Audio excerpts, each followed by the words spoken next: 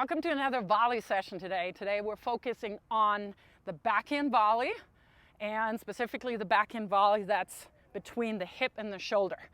We will have other videos that focus more on the higher volley and the lower volley because they are slightly different animals and I think they need a little extra focus.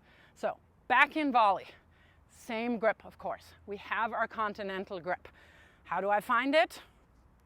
Underside of your index finger and knuckle, and the meaty part of your palm want to be on bevel number 2. If you want a little bit more of a detailed explanation, go back to the forehand volley video that I just posted a couple of days ago, and I'll spend a little bit more time on the grip in that video. My name is Meike Babel. I'm a former top 30 WTA pro, 19 times Grand Slam competitor. I played Fed Cup for Germany and specifically for doubles, so my volleys were pretty solid and I absolutely love teaching them. So if you like this video, go ahead, let me know in the comments. If you haven't done already, please subscribe, and let's get started here with how we hit better volleys. So again, in my ready position, athletic ready position here, shoulder width, a little lower here, don't want to tip over, don't want to fall back. And the left hand, for me as a right-hander, wants to be on the throat of the racket because it actually really helps me turn. Now, there are a lot of two-handers now, and I'm perfectly fine with that. What you do then in your ready position is you can do it two ways. You can have it on top of your right hand, or you have it on the face of your racket, on the throat of the racket, and then slide down. So there's two versions of that. I'll start with the one-hander, and then we'll go over the two-hander. So in my ready position, I'll naturally favor the backhand a little bit, and most all right-handers do. So now when I'm seeing the ball coming to the left side of my body, what I want to do is I box out. I like to call it boxing it out because my left arm really helps me turn here a little bit. My wrist, again, is fairly firm, and I'll leave my wrist below my racket face. Or in other words, the racket face needs to stay above the wrist. And you see that as opposed to my forehand volley, I have a little bit more of a bend in my elbow. And I'm still turning slightly because that allows me better to drive off from my outside leg. So I'm in my ready position here. Again, I don't want to leave the racket face out of my field of vision here. If I'm looking slightly out to the side here and I don't see it at all, that's probably too far back. So from the side, this is probably the furthest you want to take it back. But the key thing is, again, that I have my wrist in front of my chest. Right? If I reach all the way across, I know that it's way too far back. So again, out here, and again, my left arm helps me to stabilize the racket.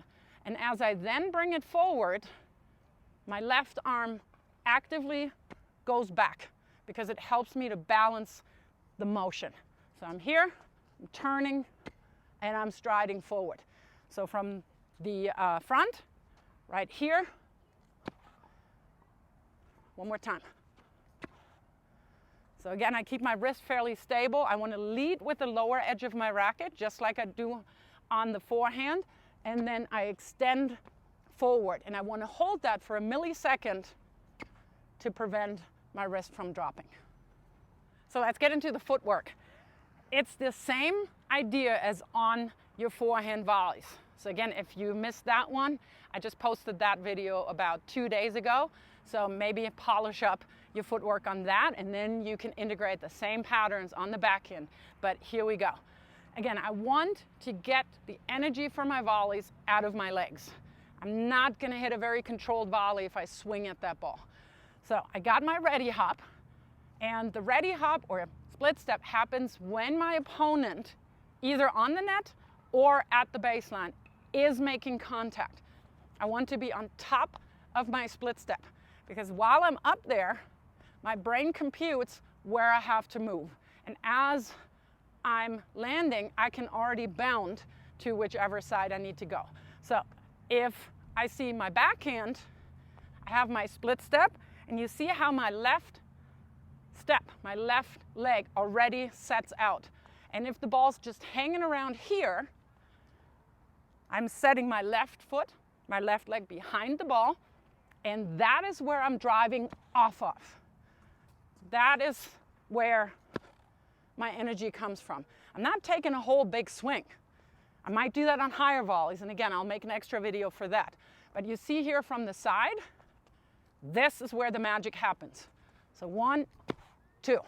That is how I'm hitting a firm and aggressive volley, and it comes from my left leg, striding in. Let's talk about the placement, because that also comes from your legs. If I'm going to your left here, or our left now, what I do is I just turn a little bit more, and then I'm avoiding what a lot of times we as coaches teach, a cross step. Because I want to send the ball this way. If I'm stepping across, I'm kind of unbalanced here. I want to actually step forward to my target. So I'm here, and I step forward. And you now see that my racket face is squared up to where I want to go. One thing that I'm noticing is that a lot of players kind of just stab the racket forward, and that, to my mind, also has something to do with the cross step. My racket face now points this way. So you really have to make sure that you turn and then step towards your target. If I want to go cross court, exact same movement, only that I didn't turn quite as much. And again, I'm coming from my outside leg. If I have to move more now, you know, not every ball will be juicy right here, so we actually have to move.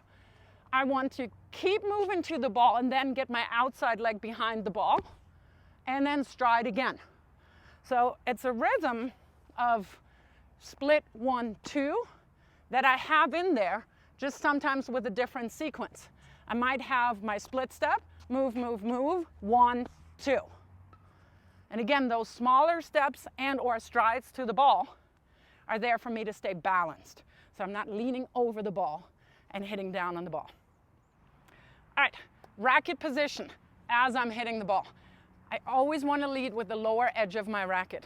So in my ready position, I already want to have that racket tilt, right? And you don't want to have it too open, of course, because then you're just undercutting the ball too much and it just floats. So you have to experiment that, how far you close it so that it's still open though. Lower edge of the racket leads, turning here, and as I'm hitting the ball, it continues to lead. So I don't want to come over the ball. If we're now going into a two-hander, everything stays pretty much the same thing. The only thing that I see a lot more with two-handers is this, because the left hand gets a little too active. So you have all the same components. I got my ready, hop, I got my turn, and you see how far or not far I'm taking my racket back. I'm loading my outside leg, and I punch through, extend through. Same thing from the back, here and here. But because a lot of times the left arm is so active, the left hand is so active, we kind of dump that ball into the net here because the tip of the racket is not out to the side, but more up here. So make sure on both sides, forehand and backhand, and with both hands, whether you hit a two-handed backhand volley or a one-hander, that the tip is facing out to the side. All right, backhand volleys. Let's look at my racket work and let's look at the footwork. So these are some nicer ones, so I don't have to do as much yet, but I'm working on my split step, outside leg, and then driving forward. All right, let's do it. Split, 1, 2.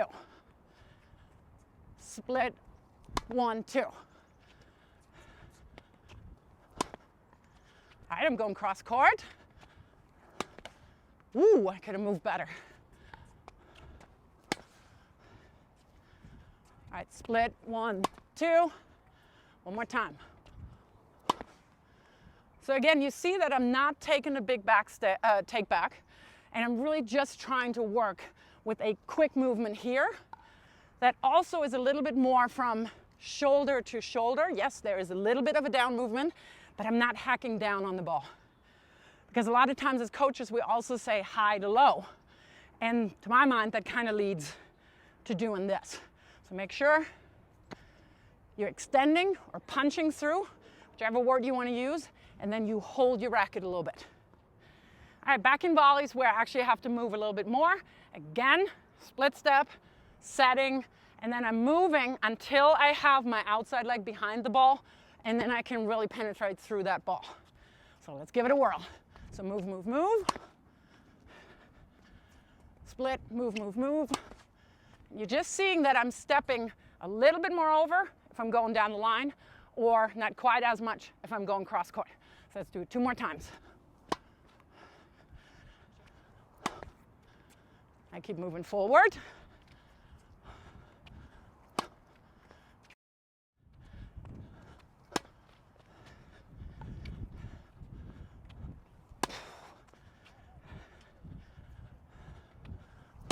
Oh, I was lucky there on that. I get there with 1 step. So move, move, move. And again, outside leg behind the ball.